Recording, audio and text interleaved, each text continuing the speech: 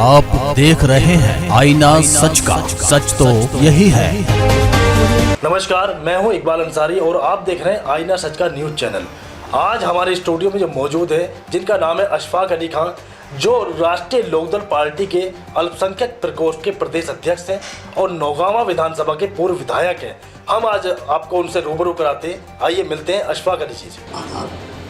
मैं शुक्रगुजार हूँ कि आईना सच की टीम ने मुझे वक्त दे रही है और मेरी आवाज़ आवाम तक पहुँचाने के लिए पूरा वक्त दिया है। और आईना सच का चैनल का इसलिए भी मैं शुक्रिया अदा कर रहा हूँ शुरू में, क्योंकि ये आवाम तक सच्चाइयों को लेकर जाती है। मैं भी आज इनके स्टूडियो में खुद हाजिर हुआ हूँ।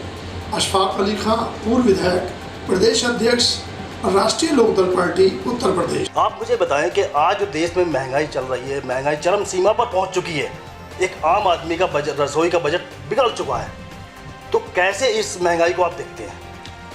दरअसल जहाँ तक इकबाल साहब महंगाई की बात है, वो चरम के अलावा भी अगर कोई और अल्फाज तलाश किया जाए तो वहाँ तक पहुँच चुकी है। पहले आपने जिक्र किया डीजल का। जहाँ तक डीजल की बात करेंगे, डीजल से देश का विकास जुड़ा है, किसान जुड़ा है, उद्योग जुड़े हैं, उसकी कीमत आज आसमान को छू रही है।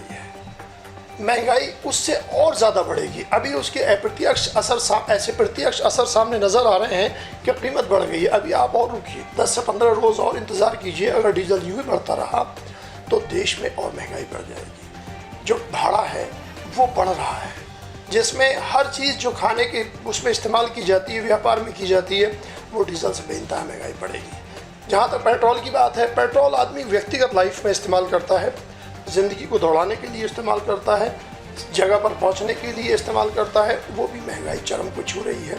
आज़ादी के बाद जब से हमने होश संभाला है, कभी पेट्रोल की इतनी कीमत नहीं देखी जो 100 के पार जा रही है। कुछ स्टेट में 100 के पार जा रही है, कुछ में 100 के नीचे है, लेकिन सब 90 से ऊपर है। जी, ये जुल्म है, सरकार जुल्म कर रही है। सीधे सीधे सरकार ने जो अपना सेस और टैक्स लगा रही है, उस टैक्स का ये पता नहीं चलता कि वो टैक्स जा रहा है। सरकार आप मुझे बताएं कि डीजल, पेट्रोल, गैस, खास तौर से डीजल पेट्रोल की बात की जाए तो हमारे देश में ही डीजल पेट्रोल के इतने रेट ज़्यादा क्यों हो रहे हैं, जबकि हमारे पड़ोसी जो मुल्क हैं, हमारे पड़ोसी देश हैं, कंट्रियाँ हैं, उनमें फिर भी हमारे रेट डीजल पेट्रोल सस्ता है? सही फरमा रहे हैं। हमारे पड़ोस में बांग्लादेश, पाकिस्तान, नेपाल और श्रीलंका। नेपाल की तो आप ये तस्वीर, क्योंकि वहाँ पर पासपोर्ट नहीं है जाने के लिए, गोरखपुर सोनौली बॉर्डर से और लखीमपुर खीरी में आपके ग्वारीफंटा बॉर्डर से जो धनगढ़ी बराबर में एक शहर पड़ता है, और आपके टनकपुर से बनबसा और अंदर की तरफ से लोग मजबूरन लाचार, खाने की चीज़ें छोड़िए, लोग पेट्रोल और डीजल वहाँ से लाकर किसान इस्तेमाल कर रहा है। इससे ज़्यादा शर्म की बात कोई नहीं हो सकती। इसके लिए केंद्र सरकार जिम्मेदार है और वो खुद ये चाहती है कि लोगों का ध्यान बटा रहे। वो अनाप शनाप जो काम कर रही है, इसके पीछे सरकार की एक मंशा ये है कि उनके जो काले कारनामे हैं, जो किसानों के ऊपर जुल्म कर रहे हैं, माइनॉरिटी के ऊपर जुल्म कर रहे हैं, और जो किसी भी इलाके में जहाँ उन्हें जुल्म करने का मौका मिलता है, वो कभी तेल के दाम बढ़ाते हैं, कभी गैस के बढ़ाते हैं, कि लोगों का जहन बांटने की बात करते हैं। पूरी दुनिया में कहीं आप गौर करेंगे, इस वक्त मुल्क की इतनी तौहीन है कि लोग जो सोसाइटीज़ हैं, जो अलग एक संगठन काम करते हैं, ऑर्गेनाइजेशन, उनकी रिपोर्ट्स आ रही हैं कि अब भारत में पार्टली प्रजातंत्र है, आंशिक प्रजातंत्र बाकी है। उन सारे ऐबों को छिपाने के लिए सरकार महंगाई की तरफ बढ़ाकर लोगों का ध्यान बांटती है। गैस के ऊपर आपने जिक्र किया, शर्म की बात यह है, इन्होंने कहा कि हमने उज्ज्वला योजना के तहत गरीबों को गैस दी है, आंसू बचाया है महिलाओं का, लेकिन ये आज की हुकूमत ने जो गैस का सिलेंडर दिया, उसके पैसे धीरे धीरे कटते हैं। बिजली का कनेक्शन मुफ्त देते हैं, वो धीरे धीरे एडजस्ट होते हैं। आज सिलेंडर हज़ारी बढ़ रहा है, 900 के आसपास जाता है। सब्सिडी जानते हैं, आपकी जानकारी, आप खुद उपभोक्ता हैं, ₹1.29। आप चाहें तो सबूत आपको मिल सकता है।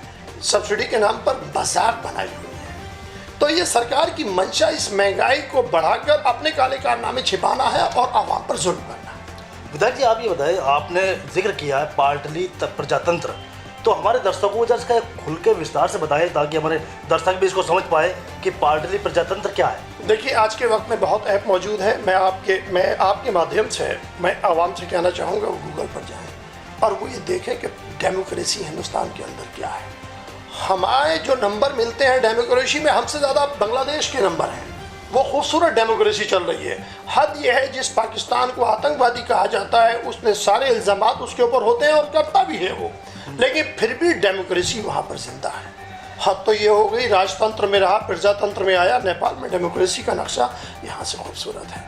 बांग्लादेश जो हमारे मुल्क की ताकत से बना, हमारे मुल्क ने उसको आज़ादी दिलाई, आज डेमोक्रेसी वहाँ जिंदा है। शर्म की बात यह है कि जिस कानून के तहत देशद्रोह के मुकदमे, आज भी सरकार के प्रतिनिधि ने कल पार्लियामेंट में कहा है कि देशद्रोह के मुकदमे स्टेट गवर्नमेंट लिखती है, कानून तो सेंट्रल गवर्नमेंट बनाती है। जिसमें से मैंने पढ़ा कि जो 22 लोग गिरफ्तार हुए उसमें 16 लोग यूपी में बहाल कर दिए गए, उन्हें बाइज्जत बरी कर दिया गया। तो उनका जो खमियाजा, झूठे इल्ज़ामात जो उन पर लगे, और आज की जो कारगुजारी करने वाली पुलिस कहूँ या प्रजा जो राजतंत्र ही कहूँगा, तो वो लोग 22 लोगों को गिरफ्तार करते हैं, उसमें से 16 लोग बाइज्जत बरी कर दिए जाते हैं माननीय न्यायालय द्वारा। तो ये सारी आवाज़ बाहर जाती है। दूसरे मुल्कों में सब लोग नज़र रखे हुए हैं, तो जब वो नज़र रखते हैं तो उनकी आवाज़ आई। मेरे पास सबूत है, मेरे मोबाइल में मौजूद है, आप ऐप पे डाउन कर लें। तो उन लोगों ने ये कहा है कि भारत में पार्टी डेमोक्रेसी है। आप इस पर गौर कर लेंगे, जो जो जुल्म होते हैं, चाहे कश्मीर में हो, चाहे यूपी में हो, चाहे यूपी आपका एनआरसी हो, सीए के आंदोलन जो भी हो, या क्रिश्चियन मिशनरीज काम करती हैं, उनको उड़ीसा में मार दिया जाता है। तो ये आवाज़ जब बाहर जाती है तो आप ये समझिए उससे बेइज्जती होती है, और इसलिए लांछन लग रहा है कि जो दुनिया का सबसे मजबूत प्रजातंत्र है उसको आंशिक प्रजातंत्र का रूप मिल रहा है। इसमें हमारे मुल्क की तौहीन है। सरकार तो सरकार चला रही है, एक नागरिक की तौहीन है। विधायक जी, आप ये बताएं, जिस तरीके से हिटलर ने कहा था कि जनता को इतना उलझा दो ताकि वो रोटी कमाने को भी, रोटी खाने को भी कोई विकास समझे, तो क्या सरकार इस नीति पे काम कर रही है?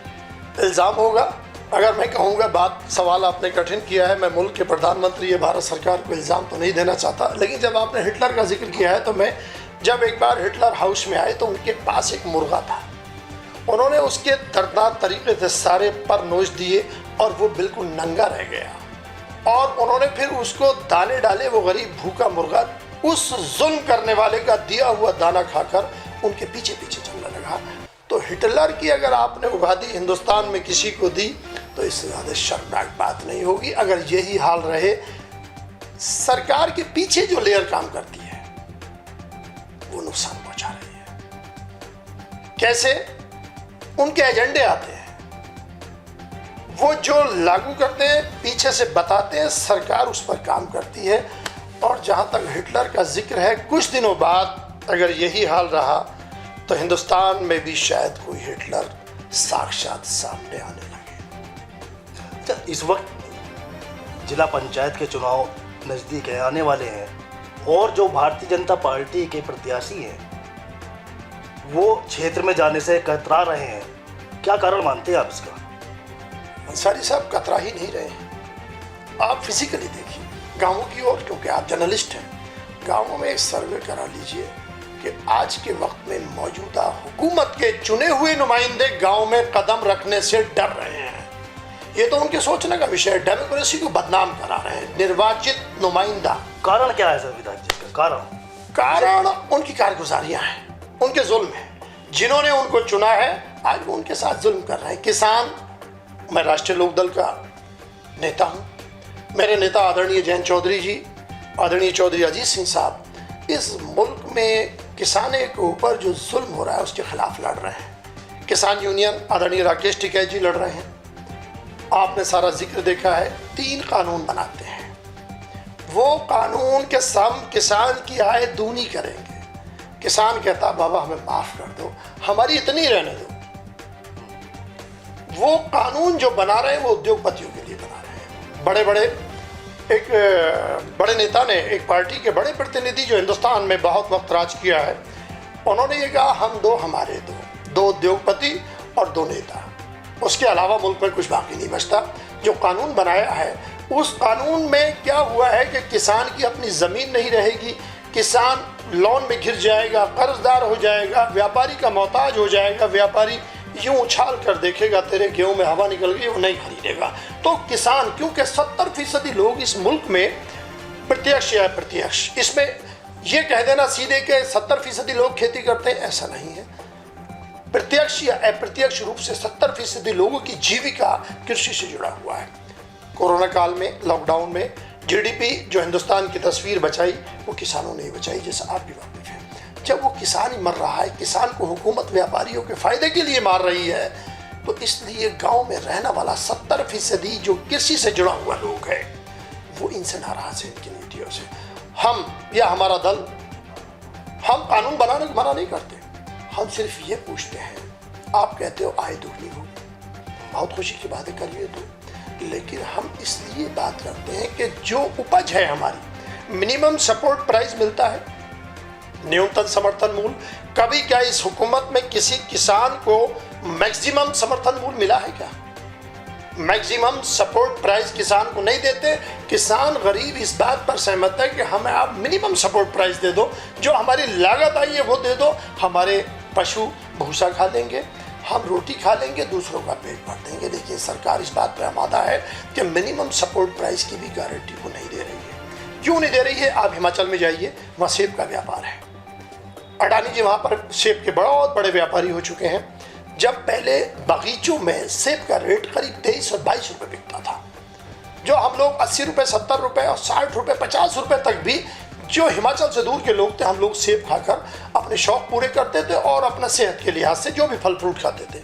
आज मालूम है 100-150 रुपये सेब बिकता है। सिर्फ अडानी जी की एक स्लिप लगती है, वो हिमाचल गए, उन्होंने वहाँ जाकर खेतों में पहले 30 रुपये खरीदा, उसके बाद अगली बार 25 खरीदा, फिर 22 खरीदा, फिर मंडियाँ जो स्थानीय व्यापारी था वो उजड़ गया, कारोबार छोड़कर चला गया। अब वो 6 रुपये किलो बगीचे से सेब खरीद रहे हैं और 100 रुपये बेच रहे हैं। हमारा सिर्फ कहना ये है कि जो हमारा किसान लागत लगा के फसल पैदा करता है, उसमें जो हमें देना चाहे सरकार वो हम लेंगे, लेकिन ये तय कर दे कि उसमें व्यापारी कितना मुनाफा लेगा, उसका भी तो तय हो।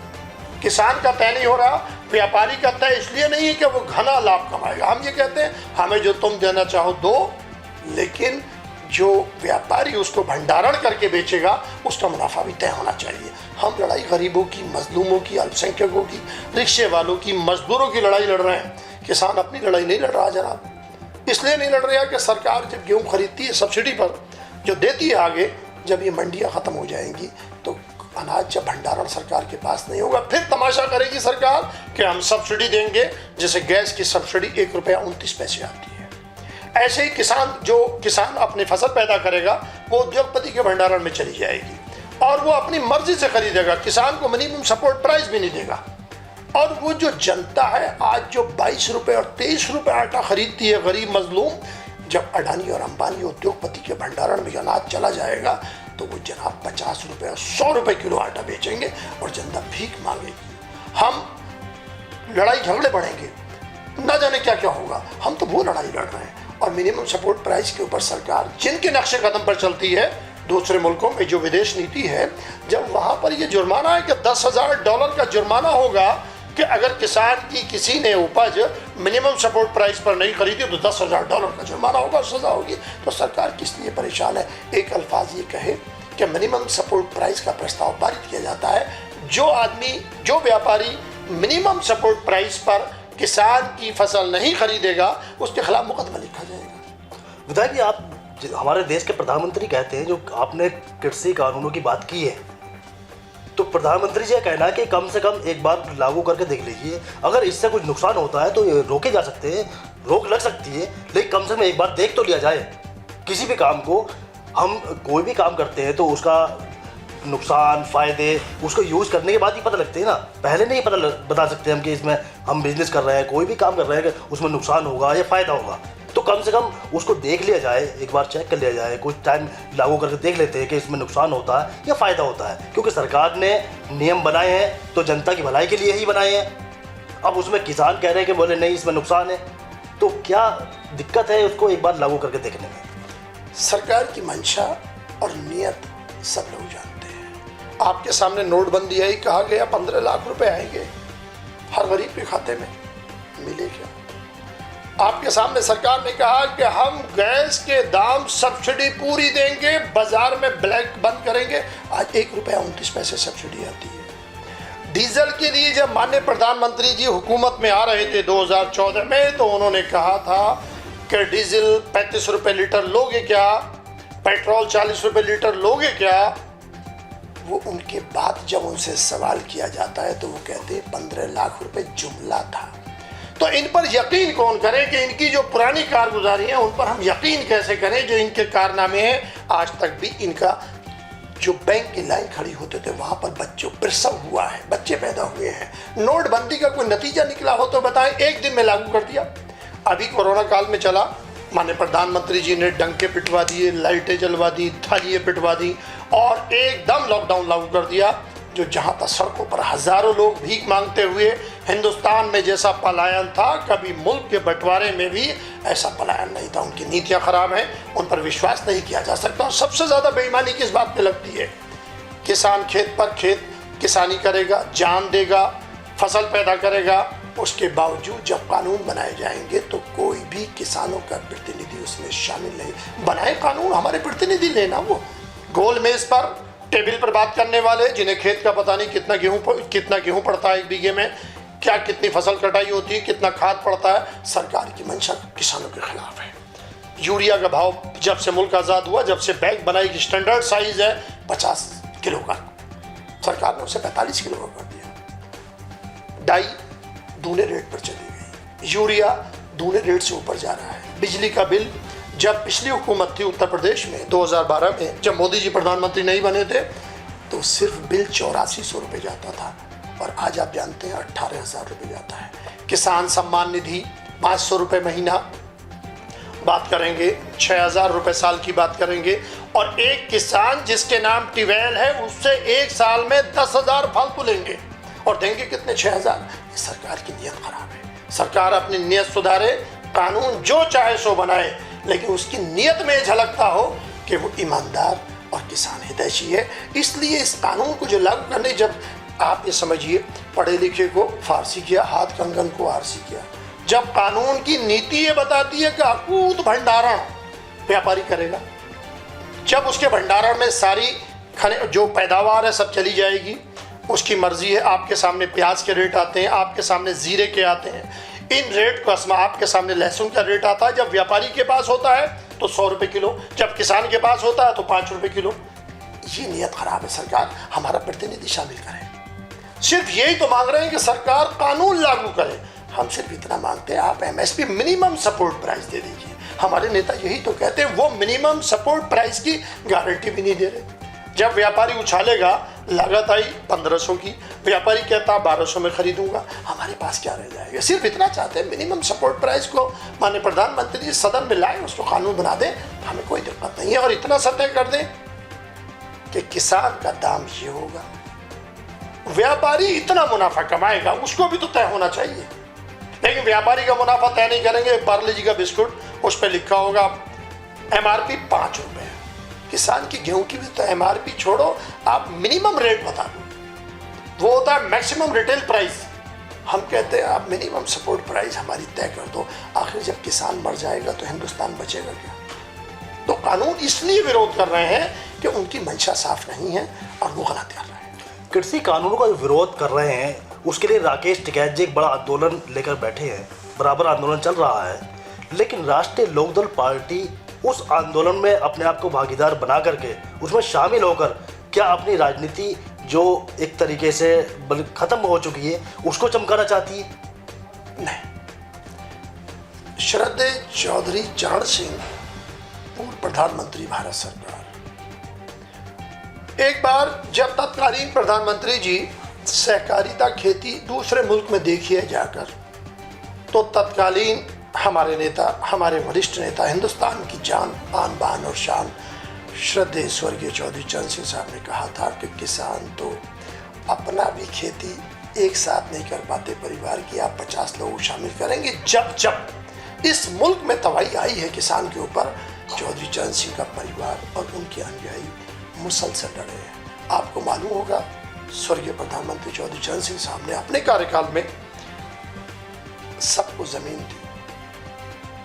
वो जमीन देने का काम श्रद्धेय चौधरी चरण सिंह साहब ने किया था। उनके पौत्र जयंत चौधरी जी किसानों के अधिग्रहण जो किए जाते थे उसके खिलाफ प्रस्ताव व्यक्तिगत लाए पार्लियामेंट में। आज जो 4 गुना किसानों को एक्वायर होने का पैसा मिलता है वो श्रद्धेय जयंत चौधरी जी ने किया।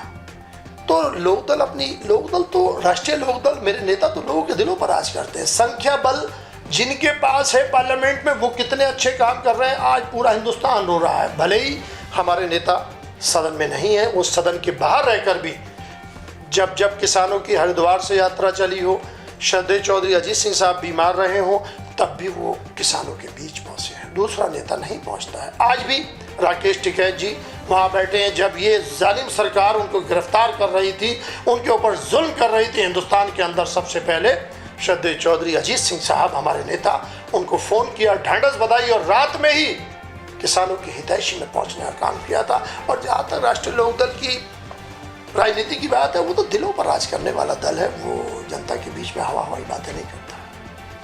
अच्छा विधायक जी, आपने बताया 2014 तक देश में कांग्रेस की सरकार रही। 2014 में भारतीय जनता पार्टी सरकार केंद्र बनी, प्रधानमंत्री नरेंद्र मोदी जी बने। उस वक्त देश की जो अर्थव्यवस्था थी वो 8 पॉइंट के लगभग थी। आज देश की अर्थव्यवस्था लगातार डाउन होती जा रही है, जबकि देश में जीएसटी लागू है, पेट्रोल डीजल के रेट से सरकार को काफ़ी टैक्स मिल रहा है, और भी काफ़ी जगह से गवर्नमेंट के पास टैक्स आ रहा है। तो फिर अर्थव्यवस्था डाउन होने का कारण क्या है? ऐसी क्या वजह है जो लगातार अर्थव्यवस्था डाउन होती जा रही है? सिर्फ नीयत का खराब होना, कोई कारण नहीं है। उन्होंने ये तय कर लिया, अब तक आए बजट में कहीं भी नीलामी लिस्ट नहीं लगाई जाती थी। ये सरकार ऐसी कम नसीब जी कहूँगा कि वो लिस्ट तैयार करती है कि इतने उपक्रम हम बेचेंगे, उसके बावजूद इनका पूरा नहीं हो रहा।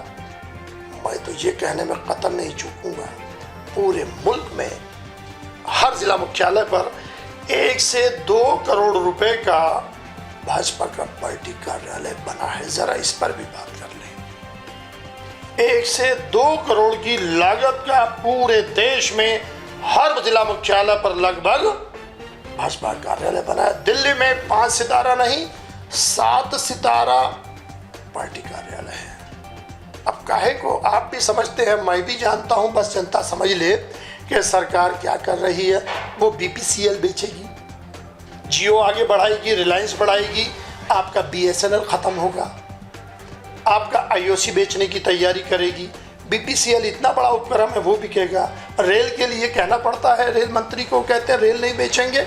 हाँ, नहीं बेचेंगे, पिछले दरवाजे से बेचेंगे, तेजस ट्रेन चलाएंगे, उसके लिए कोई भी मालगाड़ी खड़ी कर दी जाएगी, ट्रेन खड़ी कर दी जाएगी। मैंने खुद देखा है, एक खूबसूरत सा लोगो होता था, भारतीय रेल, राष्ट्र की संपत्ति। अब लिखा मिलता है अडानी रेल, अडानी संपत्ति। नीयत खराब है सरकार की, बर्बाद करने पर आमादा है, कोई चीज़ बचने को तैयार नहीं है, सब बेचने पर आमादा है। कभी मूर्तियों का विरोध करते हैं, खुद मूर्तियाँ बनाते हैं, कभी सुरक्षा का किसी का विरोध करते हैं, खुद बड़ी सुरक्षा लेते हैं। तो इस हालात पर सरकार को ईश्वर सद्बुद्धि दे और सरकार को अक्ल सलीम दे खुदा, हिकमत अमली सफल हो जाए। वो फेल होंगे तो होंगे, लेकिन इस मुल्क को तबाह कर देंगे, डर इस बात का है। उनके फेल होने से फ़र्क नहीं पड़ता, फेल तो वही हैं, लेकिन डर ये है कब तक वो इस मुल्क को तबाह करते रहेंगे, दोहन करते रहेंगे। हम तो यही दुआ करते हैं खुदा से कि खुदा उन्हें अक्ल सलीम दे। आपने एक सवाल किया था मुझे चुनाव के बारे में, ज़िला पंचायत के, वो बीच में रह गया। राष्ट्रीय लोकदल किसानों का दल है, गाँवों का दल है। शहर में भी हम लोग हिमायत करते हैं और बात करते हैं।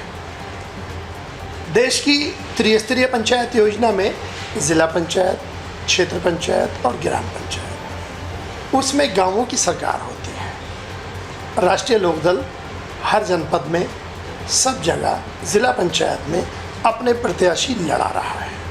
आदरणीय राष्ट्रीय उपाध्यक्ष जयंत चौधरी जी ने हर ज़िलेवार उन्होंने प्रभारी बनाए हैं। मैं भी जनपद मुरादाबाद का प्रभारी हूँ, अमरोहा में भी, और पूरे प्रदेश में हम ज़िला पंचायत हर जनपद में अपने प्रतिनिधि लड़ा रहे हैं। और गांव की सरकार बने, साफ़ सुथरी बने, इस लिहाज से हमारा ये चुनाव लड़ाने का नज़रिया है।